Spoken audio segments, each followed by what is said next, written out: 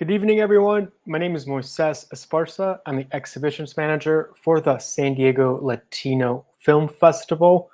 Thank you so much for joining us during our virtual edition. This year brought to you virtually via the Eventive platform. As you probably all know, back in March of this year, we planned on launching the festival via a virtual edition, via an in-person edition, like we always do. But due to COVID-19 precautions, we had to postpone that. And, I'm just glad that we're able at this point to bring you all of our wonderful programming directly to your home, where we hope you're staying safe and your safety is our top priority. The awesome part about being virtual is that I get to engage with filmmakers from all over the world, different time zones, many of them who have decided to stay up late for a chance to have a conversation with the festival. If you have any comments or questions, please type them out on the Eventive platform and we'll bring them on screen here. Or if you're following along on the festival's Facebook or YouTube pages, also type out the comments or questions and I'll throw them on screen. And then our special guests will be able to answer them. So I'd like to introduce our special guest, Poli Martinez Kaplun, the director of CASA de WANNSEE. Hi, Poli, how are you? How are you, everybody? Good. What time is it where you are? I'm in Buenos Aires. It's almost 12 p.m. Oh, okay. That's past my bedtime. That's past my bedtime for sure. It's okay. I'm a late person, then it's okay. But it is late. It's 4 hours more than San Diego. San Diego, yeah. Well, let's not waste a moment. I want to talk a lot about this wonderful documentary, CASA de WANNSEE. So it all starts with your son wanting a bar mitzvah. Did you ever think that this decision would lead you on this literally international journey? No, at the beginning, no. I didn't realize that that will start on me the will to know about our history, family history. But it's true, it's a documentary. It's a very good start for the documentary. And I wanted to start with this enigma, and after that to make that journey in the history of my family.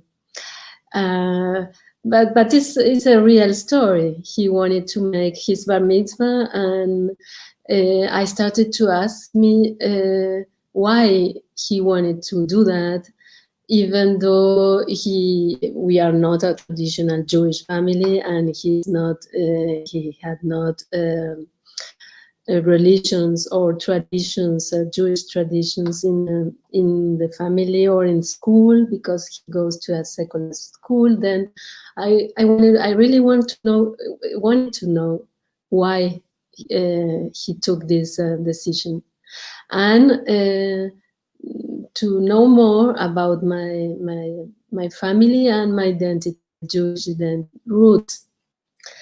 And after that, I started with my research and with the idea to make the film. There's such a great visual that's repeated when you move from destination to destination in documentary. It's kind of like this map on the floor, and then you see someone just pulling this red thread from location to location. I think a lot of documentaries these days use very complicated graphics, I should say. But this is such a beautiful way of unifying all the location jumping. How did you come to this decision to have this be kind of this signifier of the story, this mystery that's unraveling, I guess, as you're finding things out? This special idea to make that the map. And I don't know. When I started to make the film, I realized to make and to research, to know about the story, I found it that it was very complicated because my family immigrated for 5 times, and in one generation, he must to leave 5 times their countries to find a country where to live in peace, and it was a complicated movement. Even for me, it was difficult to understand. The beginning was in Berlin, in the Wannsee area. After that, they had to escape to in the middle of the Nazism. They had to escape to Egypt, and after 10 years, they had to escape from the nationalism world and to find another place where to go. Then they thought to go to Switzerland, and after that they wanted to go in another country, to Argentina. They stay here for 10 years, and after that they came back to Europe, to Switzerland. And it was very after 10 years they had to move. Then I took this idea to make as something to explain, no, or animation or something to explain how complicated was this movement. And why this idea? I saw in the el trazo rojo, ¿no? En español. The red thread. El cordón the rojo. Red thread. Yeah, the red cord. Mm-hmm. Red cord. Always in my mind was red. The cord was red, no other color. And I thought, for example, that my daughter made that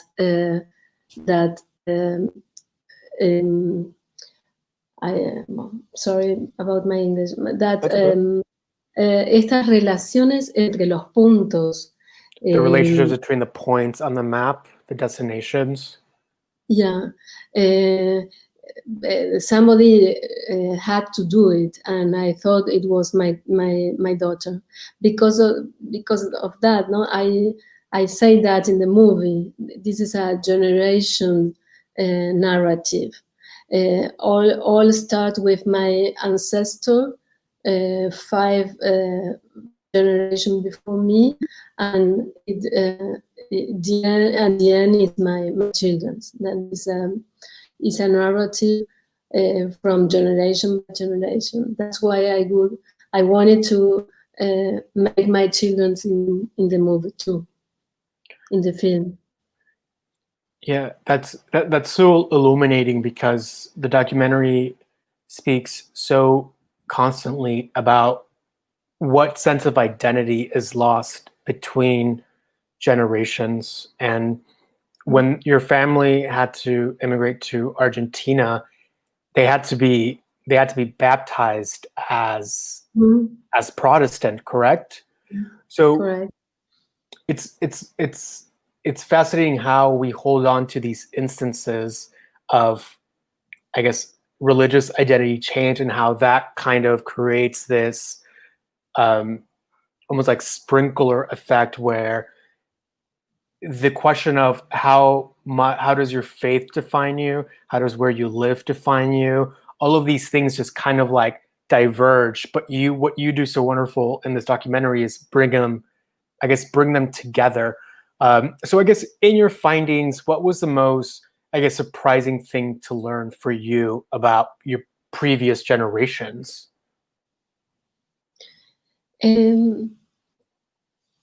No, in the research that I made, I understood that we lost our Jewish identity because of the trauma of the Nazis and the persecution. Because of that trauma, my family had like a stigma of death at that time in Germany. You know, they were Jewish, then they were determined to go to die, and they had to not show their identity, Jewish identity, and they were too very secular at that time, because my great grandfather Otto Liebman was a philosopher and psychologist, and he was completely integrated in the German culture. Then when I made that research, why my family lost their Jewish identity there are a lot of reasons. One was at the beginning in Germany were very secular because of the emancipation laws at that time, and on the other hand, they had to escape. That was they hidden their Jewish identity too, and because of they had to come to Argentina. At that time, it was they were not allowed to come to Argentina like a Jewish, and that's very very curious. For me, it was a surprise. That's for answer your question. What's a big surprise, because in Argentina there are a very big Jewish community.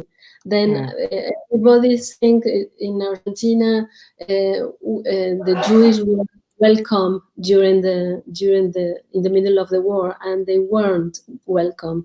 All the Jewish community who lives in Argentina came in the 19th century, before the war. And Wow.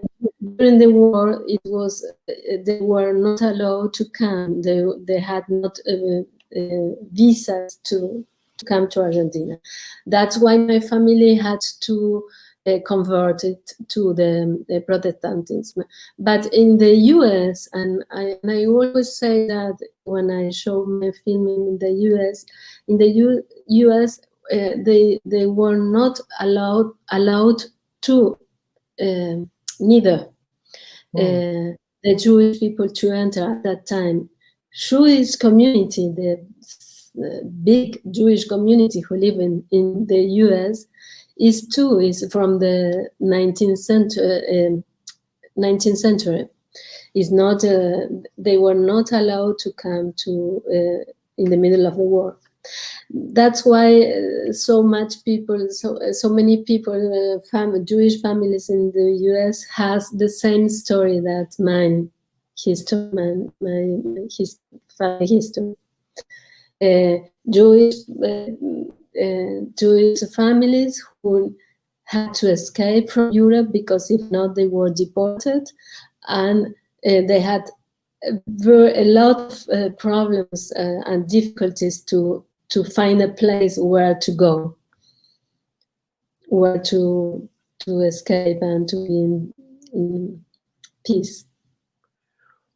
Because in the documentary, we meet different family members of yours, and one of the most, I think, fascinating discussions that you have is at your aunt's house in Spain.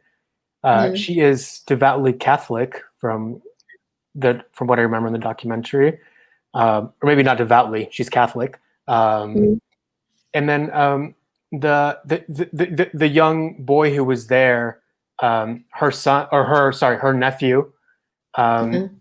You ask him where he's from, and he says that he doesn't consider himself to be German, right? Even though he was born in Germany. Yeah. So how does that, I guess, that sort of wrinkle, what does that create, I guess, from your understanding of how families understand their place of origin or their identity? How does that further complicate what you perceived at that moment? I think, I can show in the movie how complicated it was their life, my family life, and that I told about the persecution and about migration, a lot of migrations, and countries where they live, and they feel like my aunt says she's very cosmopolitan, because it's true. she used to live in I don't know, maybe 6, 7 countries in her life, and in that moment, we can see in that child, in my youth, that he feels that he doesn't know very well if he's Venezuelan, Spanish, Italian, German. He's everything. Right. He knows he has he had lived in a lot of countries, and he has a lot of there are a lot of diversity in his ancestors, and he realized that. And at the moment, he's a bit confused. But I think it's very interesting too, because even though my aunt she said that she's a very cosmopolitan person, and she feels herself Italian, Venezuelan, Spanish, Argentinian. I asked her, and German, and she said, no, German, no. Then right. She doesn't know why, but she doesn't like to be a German, and that's her story and my family story too. I show that in the film. They had problems with their own identity, like a Jewish and like German, and these completely difficult identity that they have, that is Jewish German people. It seems like a contradiction, no? Are you Jewish or you're German? But Jewish German, but they are Jewish German, yeah. And they don't feel comfortable. For example, my aunt, she doesn't feel comfortable to say I'm German, or I have German origins. No? And go ahead. Sorry, his grandson feel that too. He doesn't feel very comfortable to say he's German. Wow.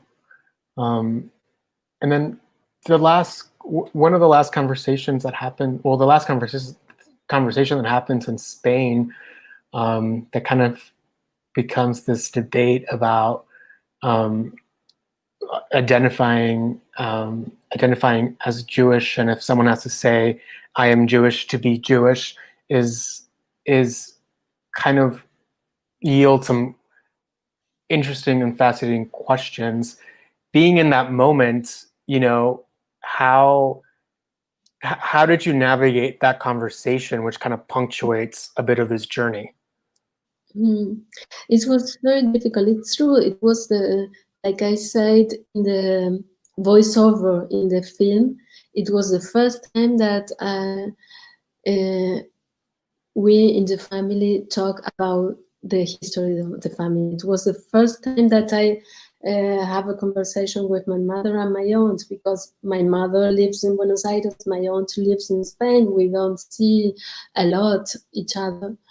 And then it was the first time I made that I proposed that shooting in my aunt's house, and I started to ask about the history, about what they know about the roots, where or at what, for example, my grandmother escaped or went away from Germany, in which year, and when she met my grandfather, these kind of things.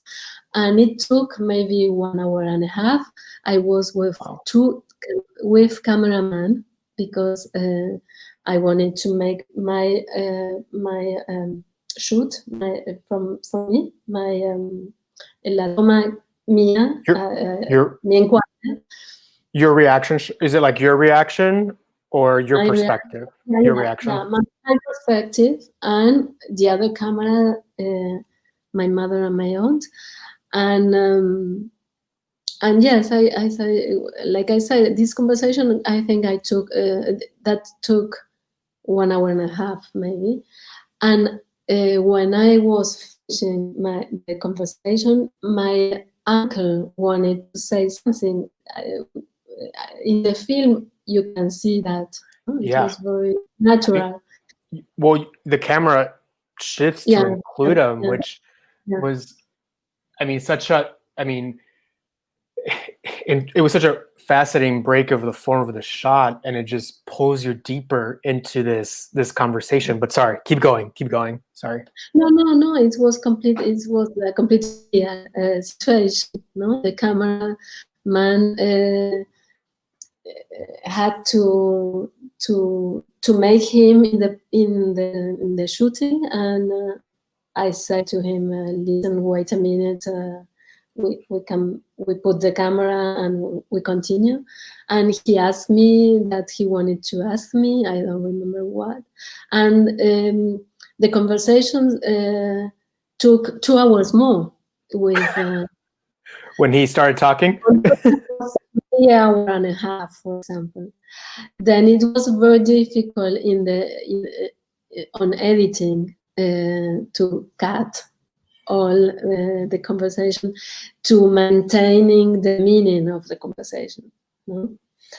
And the final scene, I think it's 13 minutes, about 13 minutes, but it was 3 hour and a half conversation. Yeah. Well, I'm guessing as a documentarian, you have to make a lot of necessary cuts and edits and trimming and shaping. What was that process like for you beyond this particular scene that we're talking about? How much footage did you have? How did you go about forming the story? It was a very hard work because it was personal. It was a personal story. Then for me, it was difficult to enter, to be inside my story, and because it's a pain story, no, it's a sad story too. And I thought a lot about my grandmother, for example, how she suffered all that life that she had, no? Because she had to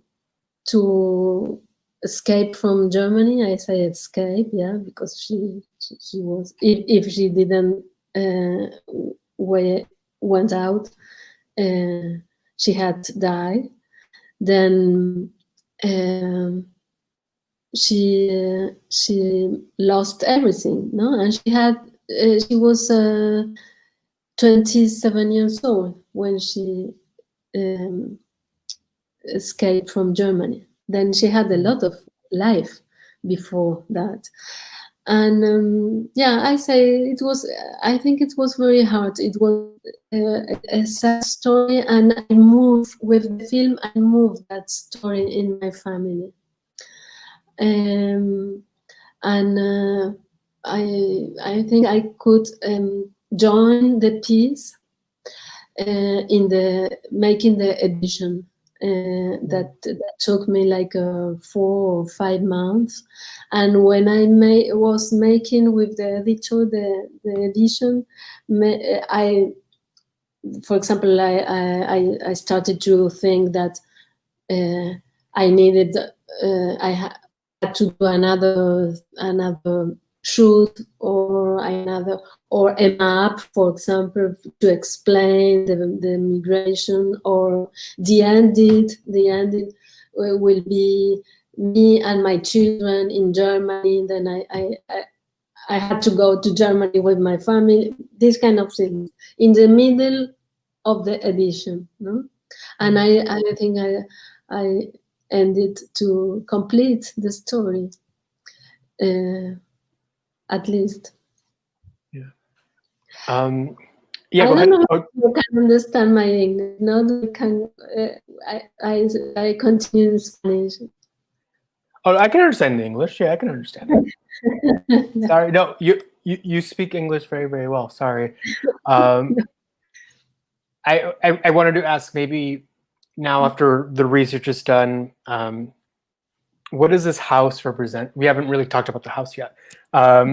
What does the house represent to you now, knowing everything you know now about your family's history? The house is very important. I think it's like a symbol, because it's a symbol of the beginning of the story, the beginning of the origins of my family. Even if my grandfather came from Russia, no? But this house was very important because my great grandfather Otto Littmann constructed the house, and the family used to live there for 30 years, a lot, 30 years. Wow. And my great-grandfather had an institute, psychological institute, and he made the first researches about his theme that he studied. He studied a lot about the individuals in groups and in works. He started with the Gestalt theory. He's considered like a father of the Gestalt, and everything started there, and in this house, no. And it's in Wannsee. Wannsee, I knew when I made the film. Wannsee is a very important historical area in Germany, and for the humanity, because I tell in the film is the house of my grandfather or my grandmother. My Wannsee house is very near from the Wannsee conference house, and like I say in the film, the conference of Wannsee was where the Nazis decided to make the final solution for Jewish people, for all Jewish European people, to kill everybody. And it was in Wannsee. Then there are a lot of people, for example, right now, especially Jewish people, who doesn't want to go to Germany, and especially to Wannsee, because Wannsee represents all of that, no? And I wanted to show my Wannsee, because my Wannsee was another side of the history of the Judaism and of the German history, and the other side was that, no, a lot of Jewish family at that time were very secular, were too very rich, like my great grandfather. He had a huge house, a 1,000 meters house beside the lake, beside the palace of the king in Wannsee. And he was a Jew, and he was very integrated, and he shows how the Jewish people could integrate it in an economic way and social way and academic way in the German society before the war. That is German history and Jewish history, no? And universal history. And now the house is, after you touch a little bit about the battle that went on to reclaim the house in your family's name. Does that still stand today?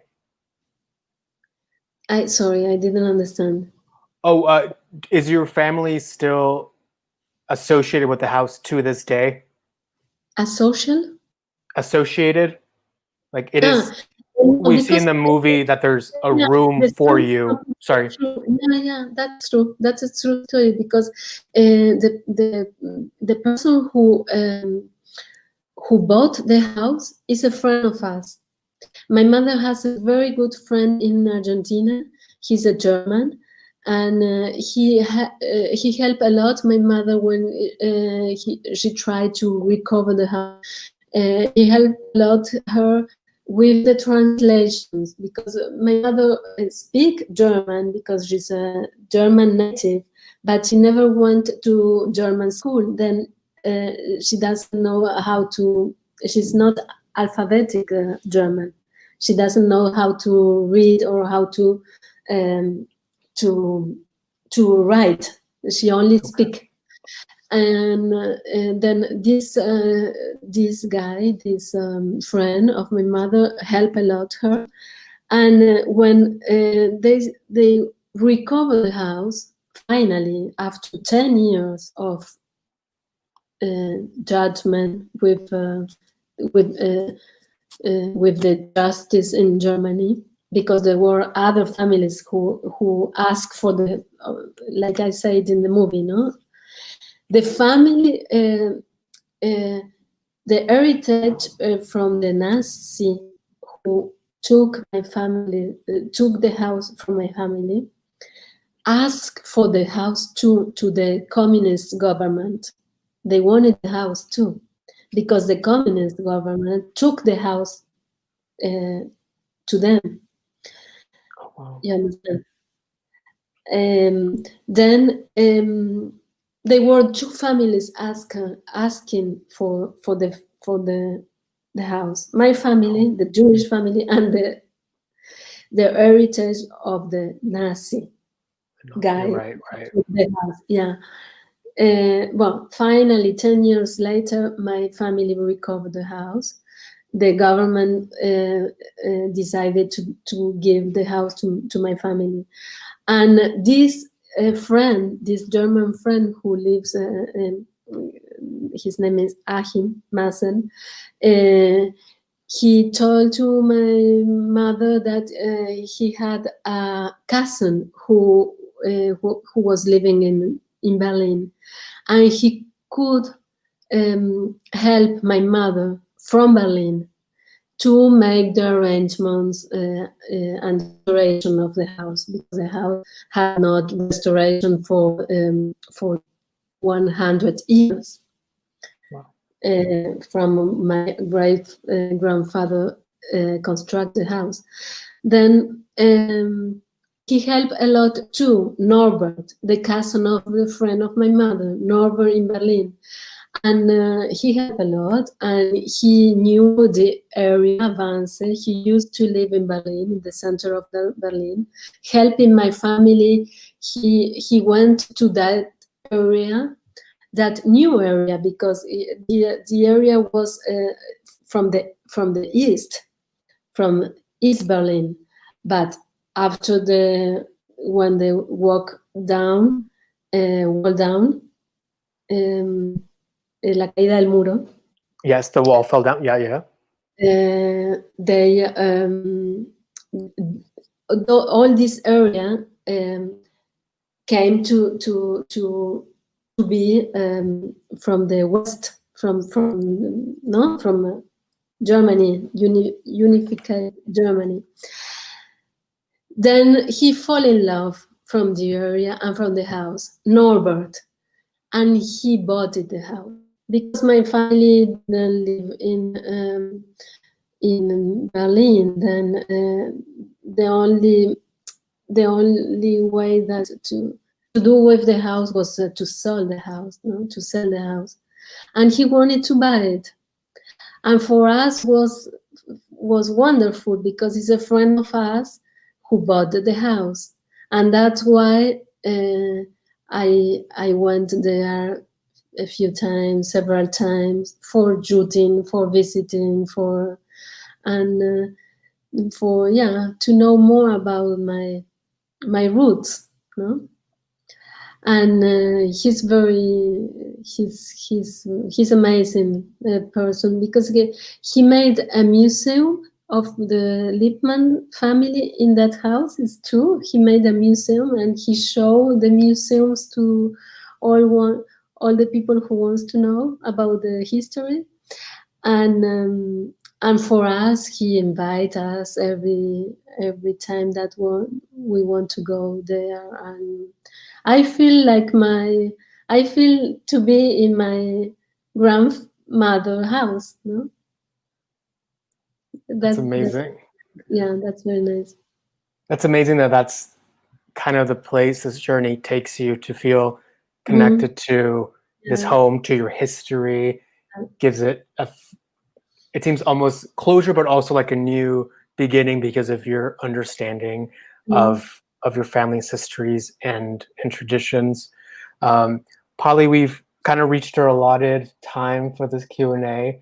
I want to thank you so much for letting us screen La Casa de Wannsee. Do you have any parting words to anyone listening? Do you have any final words to share? No, I think you in US you are all the immigrants, no? Because it's a new country. Then and this is a story about the immigrants' family. Then I think you will be very. You will feel a lot of things that you will think about your own story when you see the movie, no? And in which way the history of the family touch each person, and what we do with our history, what we do with the trauma of the families, and what we do with the history of our grandfathers, great-grandfathers, in which way that touch us. Thank you so much for those final words, Poli. Thank you again for letting us screen the film virtually, for being here today. Thank you. It means the world to me. Thank you so much. Thank you, Moises. Bye-bye. Bye-bye. Bye, everyone.